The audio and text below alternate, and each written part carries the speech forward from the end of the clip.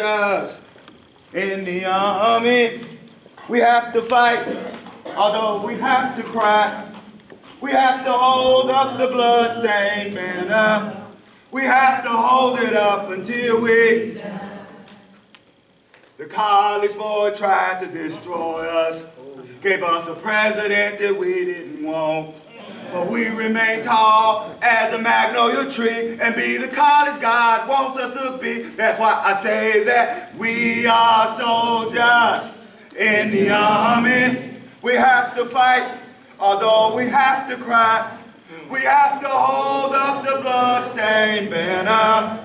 We have to hold it up until we die. The college board tried to destroy us, gave us a president that we didn't want. But we remain tall, well, as a magnolia tree, to be the college God wanted us to be. Courage is a lighthouse guiding ships to salvation.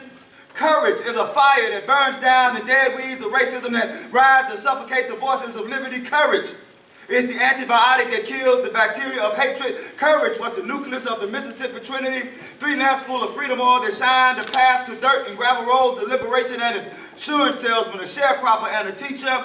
3 instructors of liberation teaching that righteous needs only bow before God and that the children of God have an unyielding organic duty to protect the meek like umbrellas shielding us from the acid showers of colonialism or overcoats shielding us from the frozen winds of prejudice.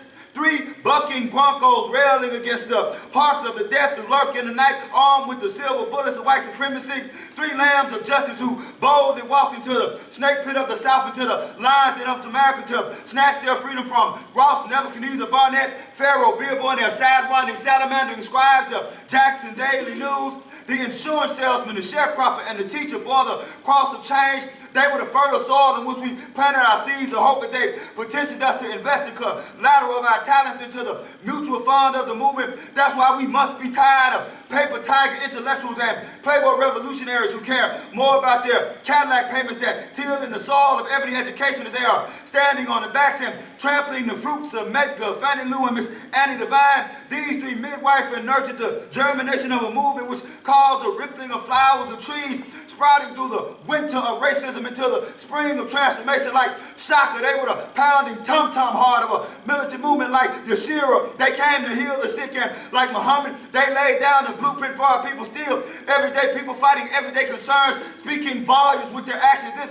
Trinity shook the fibers of the universe through intellectual guerrilla warfare with the spirit of Jomo Kenyatta. They showed that leaders cannot teach people to stand tall as mighty magnolia trees if they are weeping willows bowing on their knees to the winds of wrongdoers, that they embrace the sword of justice and the fires of protest, becoming ministers of justice and preachers of the gospel of freedom, teaching us to be the engine of organizations and rather be driven and plied over by them with very little possessions. They fought for the dispossessed, each one crying 900,000 tears for 900,000 of right and walkers' children at the mercy of miseducated teachers and chicken-eating preachers, all the while refusing to fight a fire used to evil, believing that only love is the antidote to hate. For when the light of truth or courage is mirrored the reflection of love, and no greater love than a man who would lay down his shivery cashmere coat of life for another, his payment to be beaten, kicked, spit, sprayed, fired, live bombs, and turned out for a few crumbs of token possessions and just enough money to move across the tracks into the home that pale people abandoned to preserve the marmalade of Mississippi tradition. In the blood-stained name of emancipation, equality, and liberty, this sweet potato aroma that must be lingering legacy demands that we heed the call to explode this corrupt cocoon into a capital concerned citizen. So I don't know if I'm going to heaven or hell, but wherever I'm going for Mississippi. I'm going for Mississippi. Thank you.